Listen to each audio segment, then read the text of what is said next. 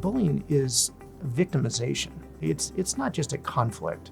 It's really somebody trying to play and hurt somebody else. And probably 20% of high school students say they've been bullied.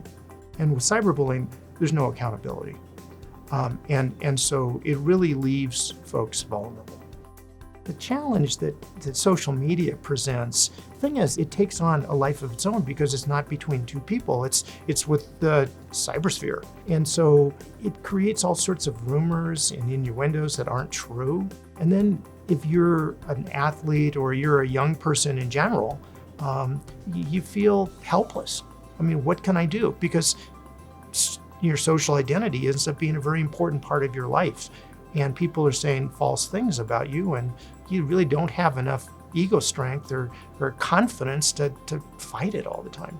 And so that chronic stress leads to anxiety, it leads to depression, and it leads to, what do I need to do? Which leads to suicidal thinking. And those have been the high profile things, but that's not uncommon with a young person's simplistic escape. You know, this is the only thing I can do, I'll show them. Building confidence early on is really important. That you know, if your child has had a lot of success and some failure, and I'm always on the 80-20 rule, so you know, 75-80% of your efforts should meet expectation, 20% should fall short.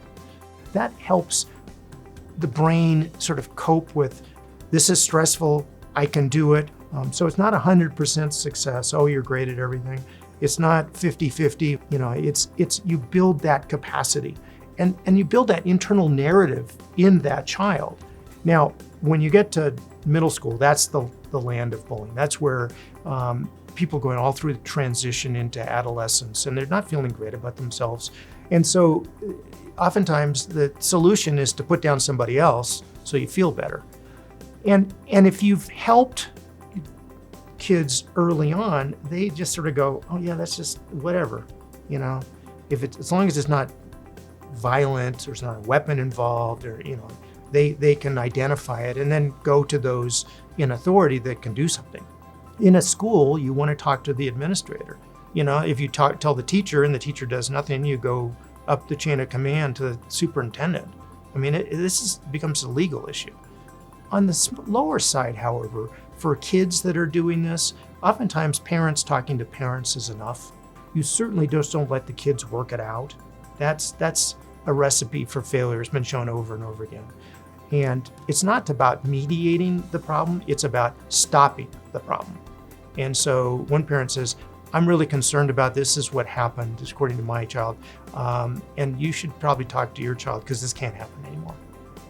And you don't overly punish the bully, because the bully's probably been bullied too. You help the bully to sort of like, are you trying to say something? This is probably not the way to do it.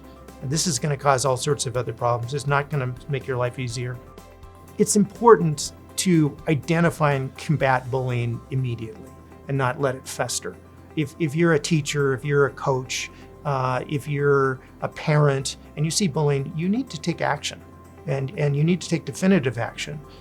This is not something that can wait because it only gets worse.